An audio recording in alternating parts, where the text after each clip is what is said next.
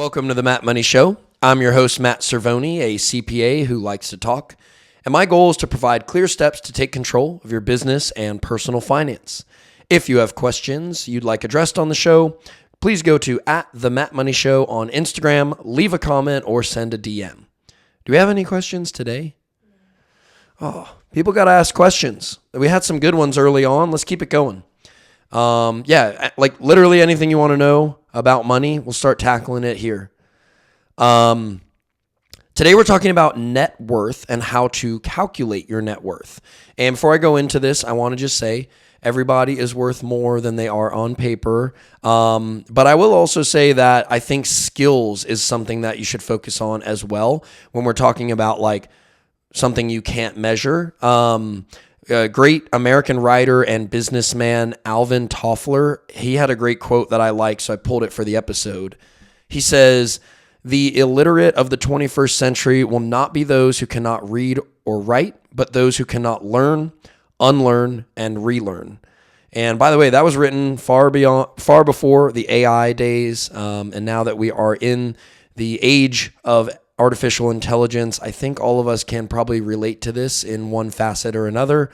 So don't forget that when you're measuring your net worth on paper, which is what we're going to talk about today, that developing real skills, and sometimes they come and go. So this is a kind of a never-ending battle, but that is a really important thing to focus on when you think about like personal worth and what can I bring to the table.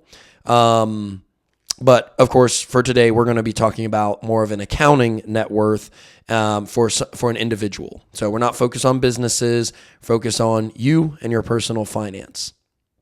So what we're looking at is the old accounting equation. So hopefully people don't turn off the episode right here, but assets equals liabilities plus equity.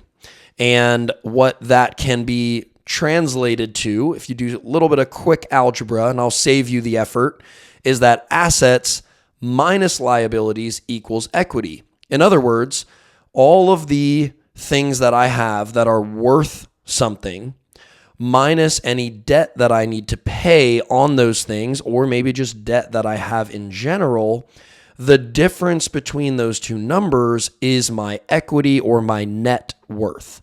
So a very simple exercise to find your net worth would be to add up the fair market value, which is just accounting terms for if you sold it today, of all of the things that you own. Now, looking around here, like I'm not going to add the value of this table because it's not worth very much. So it'd be kind of a waste of time.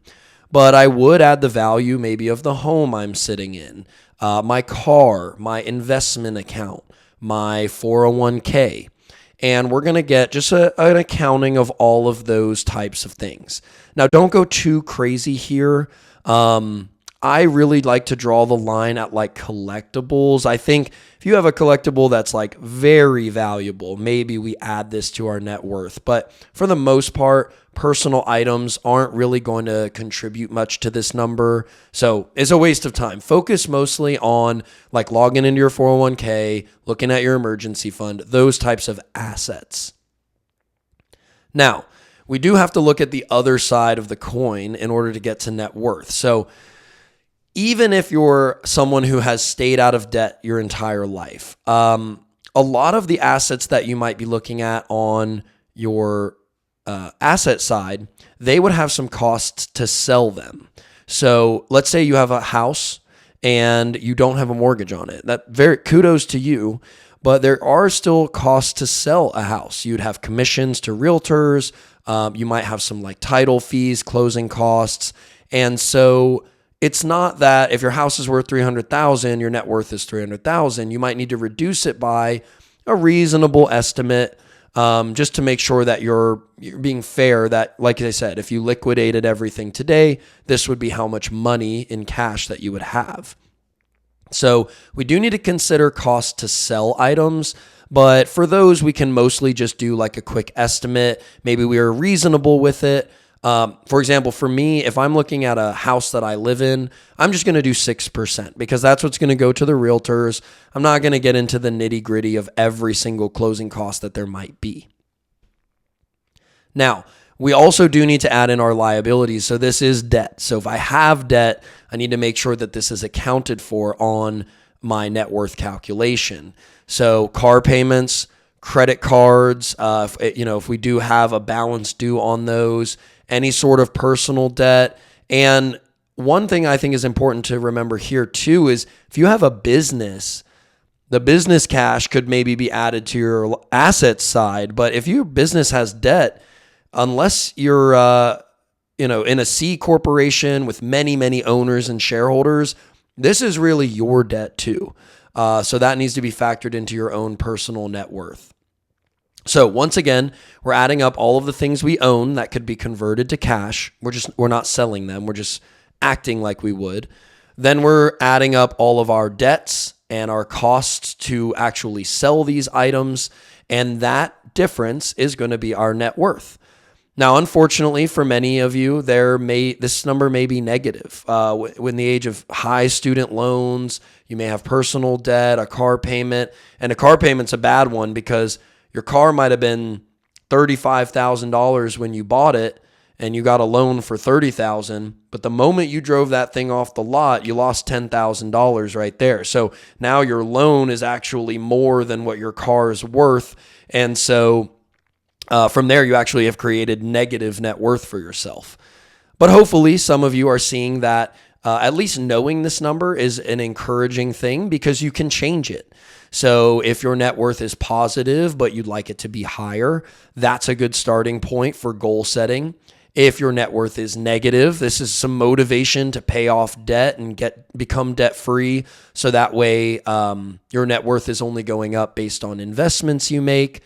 It's a very tangible thing that can help you set financial goals. And that's probably the reason to even look at it in the first place. Because at the end of the day, like I said at the beginning of the episode, your worth is a lot more than just what's on paper. But, it is a good number to know. Now, the last thing I want to say is there is a discussion around having your primary residence count towards your net worth. Having your vehicle count towards your net worth, your collectibles, essentially anything that doesn't pay you cash for owning it. This is like a rich dad, poor dad take, but that is not considered an asset and thus doesn't contribute to your net worth.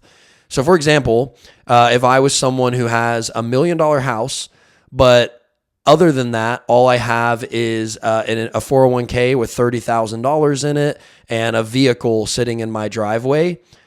Robert Kiyosaki, who's the author of Rich Dad, Poor Dad, he would argue that your net worth is $30,000.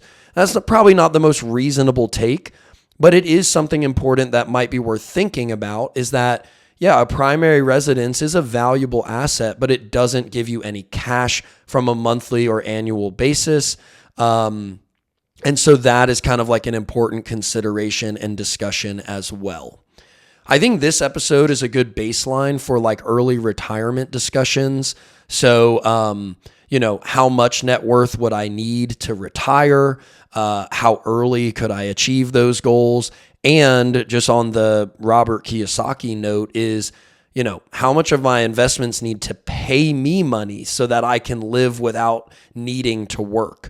But we're going to explore some of those details in a future episode. For now, what I want you guys to do is calculate your own net worth and maybe set a goal to do this quarterly or even annually. If you'd like somewhere to document these things, you can request the Map Money System personal flow template by going on Instagram and simply asking for it. But you could also just get out a piece of scratch paper or open your own Google Sheet and enter in your assets and your debts and see where you sit. Let us know if your net worth surprised you or not in the comments. And if you're interested in learning more about these topics, simply ask a question related to it and we'll tackle it on the next episode. What do I say at the end? How do I end these? See you next week.